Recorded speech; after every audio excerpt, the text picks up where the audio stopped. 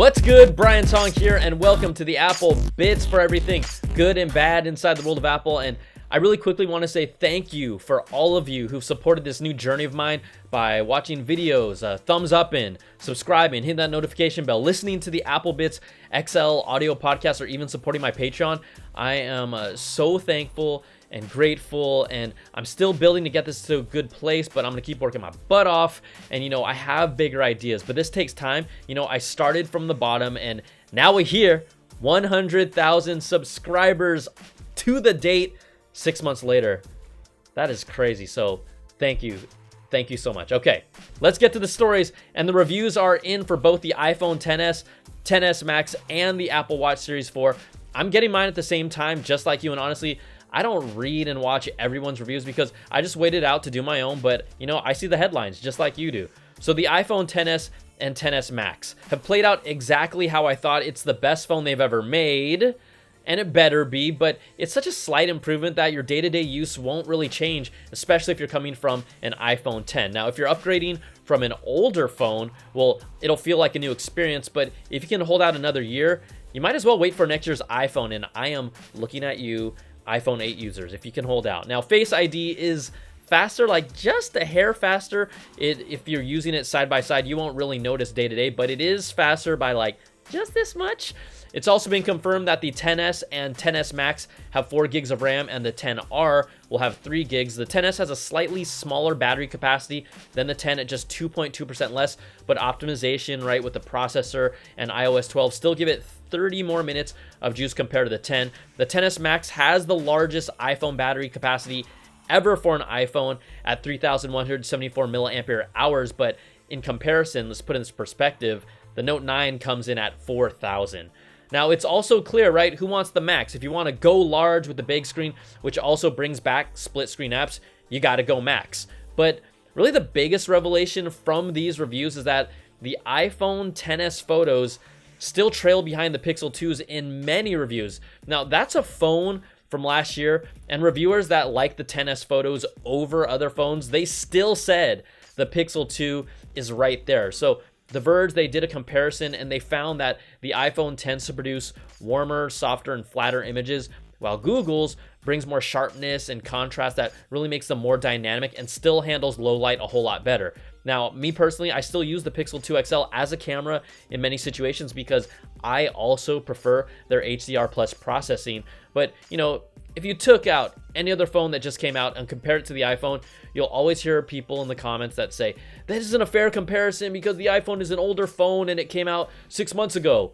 Well, today people are doing that comparison with the XS and the Pixel 2 that's about a year older, and the Pixel 2 is at the very least holding its own, and then in most cases beating out the XS. So really the quick hits, the XS is a nice upgrade if you do not have a 10. It's really not much different day to day if you have a 10. If you want the big screen, you got to get the big screen Max. And photos, they are still great, but the Pixel 2 still holds the photo edge.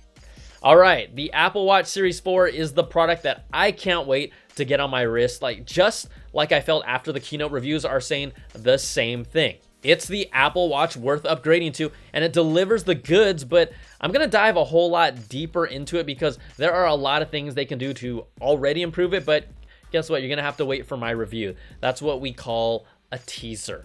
Now, ECG functionality will be activated at the end of this year in the US. It was cleared by the FDA, not approved, but cleared, which is very different now that people in the comments pointed that out to me. So clearing a device means it's good to go for commercial distribution using a slightly easier review process by the FDA, and it's substantially equivalent to another legally marked device. But approval is for higher class 3 medical devices that either sustain life or are implanted inside of you and really require a more rigorous review process before they are approved. See, we all learned something thanks to you all in the comments. Like MRK017, who said, this is what a talking skunk looks like. Thanks, dude. Now, Apple is already working with Health Canada to bring the Series 4 ECG functionality to the Canadian market, and come on, they deserve this feature too. I love everything Canada has given us. One of those items is Canadian bacon, which tastes amazing on a pizza with pineapples. Pizza. My goodness, it's my favorite. And don't tell me in the comments that pineapples don't belong on pizza, because I know there's already like someone who's like typing away. I know who you are. All right. Now, another story that came out after the Apple Watch announcement: not all doctors agree the Apple Series Watch 4 is necessarily good for your health. The health community applauds Apple's effort and how the new watch could be groundbreaking, but they also have their concerns after Apple touted the ECG feature is around 90% accurate. So if we think about this, in a pool of 1 million people, 100,000 of those people could be falsely diagnosed with atrial fibrillation. We know Apple's going to sell way more than that, so it could kind of cause overdiagnosis or this trend of people seeking medical help that don't really need it. It's taking up doctors' times, potentially driving up customer costs and anxiety. And again, right, I applaud the Apple Watch. I'm 100% behind it, but this is just some of that day-to-day stuff that might happen that we just won't see and we won't know until it's really out there. Now, also, I made fun of those new fire, vapor, and water Apple Watch faces, but this badass video from Cool Hunting shows off the awesome behind-the-scenes effort that Apple went into making those watch faces. I didn't know this. They aren't CG'd or anything like that. This is actual footage of those watch face effects happening in real life.